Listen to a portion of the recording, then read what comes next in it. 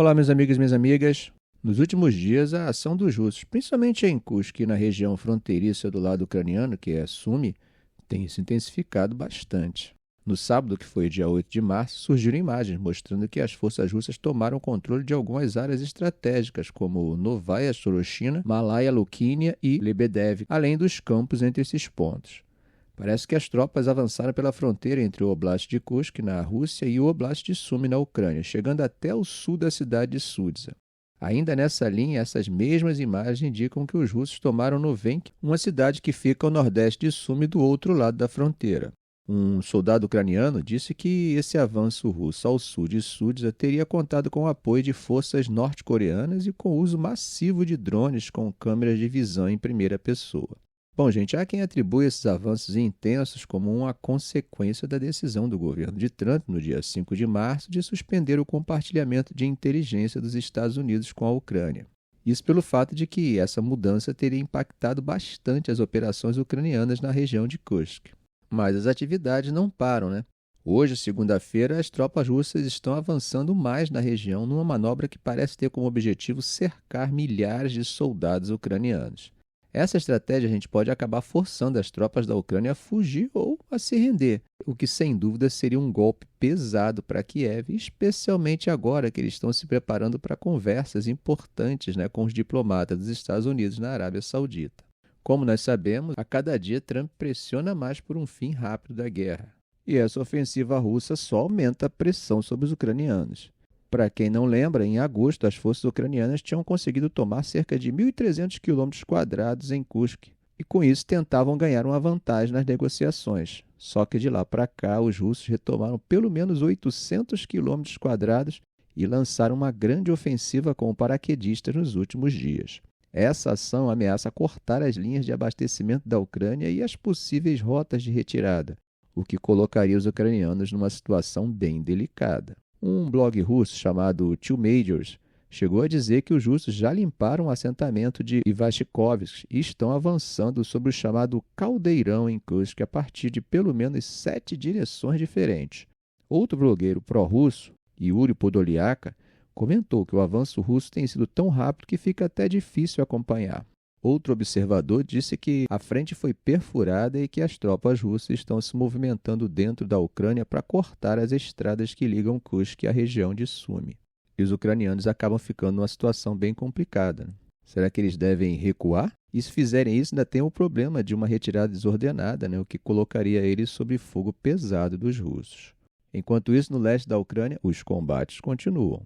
As forças russas seguiam atacando a nordeste Silvesk, perto de Bilohorivka, e a leste, perto de Verkhnokamiansk. Apesar disso, os ucranianos conseguiram pequenos avanços no centro de Toretsk, retomando o estádio Avanhard. Imagens geolocalizadas publicadas entre 8 e 9 de março também confirmam que os russos avançaram um pouco a oeste de Toretsk e tomaram Konstantinopil, onde foram vistas bandeiras russas sendo hasteadas. O Ministério da Defesa da Rússia confirmou que essa cidade caiu nas mãos de Moscou. Bom, gente, parece que o clima esquentou entre os aliados ocidentais por causa da Starlink, o serviço de internet via satélite Elon Musk, que tem sido essencial para a Ucrânia manter suas comunicações durante a guerra. A treta começou quando o ministro das Relações Exteriores da Polônia, Radoslaw Sikorski, sugeriu que Kiev talvez precisasse pensar em alternativas caso o Starlink se tornasse pouco confiável. Isso provocou uma resposta dura do secretário de Estado dos Estados Unidos, Marco Rubio, que acusou Sikorski de estar inventando coisas e até sugeriu que ele fosse ingrato. E olha, não parou por aí. Elon Musk entrou na discussão e mandou Sikorski ficar quieto, chamando ele de homem pequeno. Isso porque a Polônia paga cerca de 50 milhões de dólares por ano para garantir que a Ucrânia tenha acesso a Starlink, que, como sabemos, ajuda a manter as comunicações militares ucranianas. Musk também comentou que, se ele desligasse o serviço, toda a linha de frente da Ucrânia estaria em colapso, mas depois garantiu que não faria isso de jeito nenhum, dizendo que a Starlink nunca seria usada como moeda de troca. O primeiro-ministro da Polônia, Donald Tusk, não mencionou ninguém diretamente, mas publicou um recado bem claro nas redes sociais, dizendo que liderança de verdade significa respeitar parceiros e aliados sem arrogância. O alvo parecia ser Rubio e Musk, Tusk pediu respeito, especialmente para os parceiros menores e mais fracos, numa tentativa de esfriar o clima entre os aliados. E essa confusão acontece exatamente no momento em que os Estados Unidos já suspenderam parte do compartilhamento de inteligência com a Ucrânia, o que, como vimos, acabou aumentando a pressão sobre Kiev.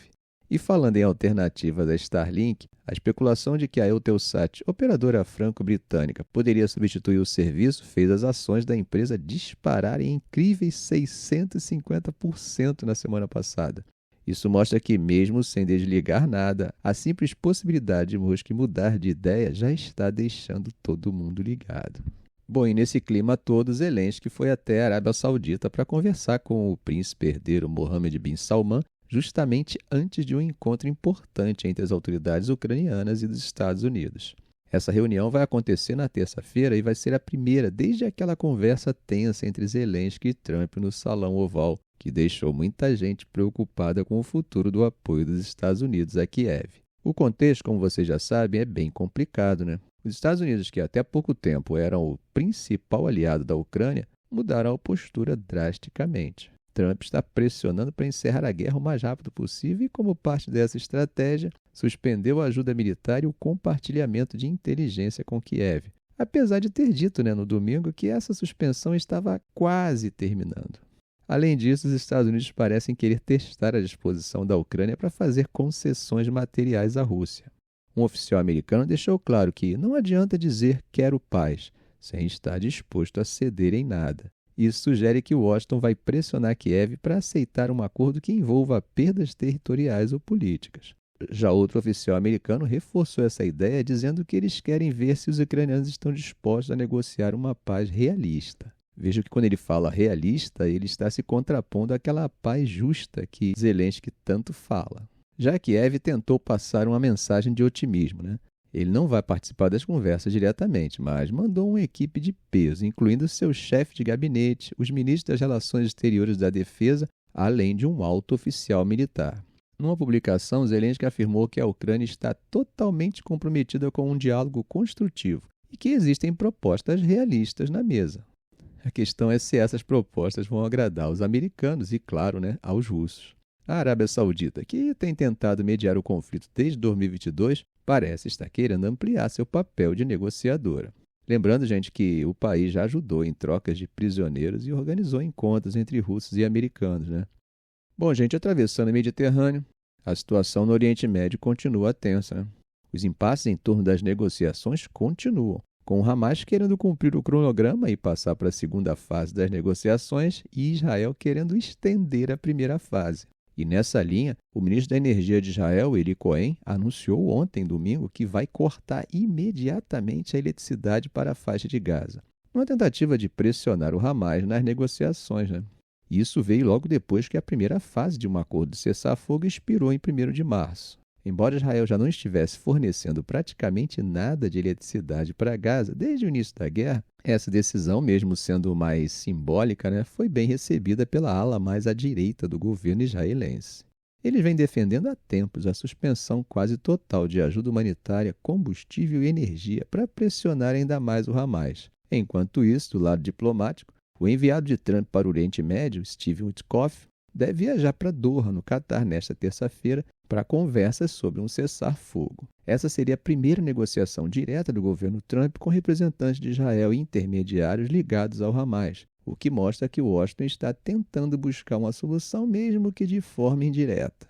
Gente, agora saindo de Gaza, mas ainda na Palestina, a situação na Síria também está pegando fogo. O Ministério da Defesa sírio anunciou nesta segunda-feira que terminou uma operação militar contra leais ao ex-presidente Bashar al-Assad, que estariam atacando as forças do governo. Esses confrontos aconteceram na região costeira, que sempre foi um reduto de apoio a Assad, e deixaram mais de 1.000 mortos, sendo a maioria civis. A nova liderança síria, comandada por Ahmed al-Shara, prometeu caçar os responsáveis pela violência e anunciou a criação de um comitê independente para investigar os confrontos e as mortes. O porta-voz do Ministério da Defesa sírio, Hassan Abdul Ghani, afirmou que a operação conseguiu expulsar as forças leais a Assad dos centros vitais e garantiu as principais estradas. Apesar disso, gente, a situação ainda é bem tensa especialmente porque a violência acabou tomando um rumo sectário, né, com vinganças contra a minoria alauíta, que é ligada a Assad. O Observatório Sírio para os Direitos Humanos, com sede no Reino Unido, relatou mais de 1.000 mortos em apenas 2 dias de combate, que também incluiu 745 civis. Imagens que eu não vou postar aqui por motivos bem óbvios, né? Foram divulgadas pela agência Reuters com corpos espalhados pelas ruas e tortura moral contra os alauítas, em que eles são gravados sendo obrigados a latirem como cães. Bom, mas quem seriam esses alauítas? Bom, gente, eles são um ramo do Islã xiita, tá? Que surgiu lá pelo século IX na região da Síria e do Iraque. O nome vem de Ali, primo e genro do profeta Maomé, visto pelos xiitas como o sucessor legítimo. Apesar de eles serem parte do xiismo, os alauítas têm crenças um pouco diferentes, misturando elementos do cristianismo, judaísmo e até crenças pré-islâmicas. Além disso, muita coisa na doutrina deles é secreta e é passada oralmente. Um ponto que chama a atenção é o culto a Ali com quase status divino, o que, é claro, não é aceito pelo xiismo tradicional. Hoje, a maioria dos alauítas vive na Síria, representando de 10 a 15% da população. O poder deles cresceu bastante com a chegada de Hafez al-Assad ao poder em 1970, e o clã Assad, que é alauíta, passou a influenciar bastante, embora eles defendessem um governo plural na Síria. Mas isso não impediu a tensão religiosa, especialmente depois da Guerra Civil de 2011. Mesmo com as diferenças religiosas, gente, os alauítas recebem apoio do Irã. Agora, é claro, mais por motivos políticos do que por afinidade religiosa, né? E é importante lembrar que nem todos os alauítas apoiaram o regime de Assad. Resumindo, gente, entender melhor os alauítas ajuda a fugir de generalizações sobre os conflitos na Síria, principalmente pelo fato de que esse país, como já disse em um vídeo anterior, é uma espécie de mini-cosmos do Oriente Médio. Ficamos por aqui. Se esse vídeo foi útil a você, faça um comentário, compartilhe nas suas redes sociais, dê um like. E é claro, se ainda não for inscrito, inscreva-se no canal e ative o sininho para não perder os próximos vídeos. Ok, gente? Um grande abraço, professor Arão Alves.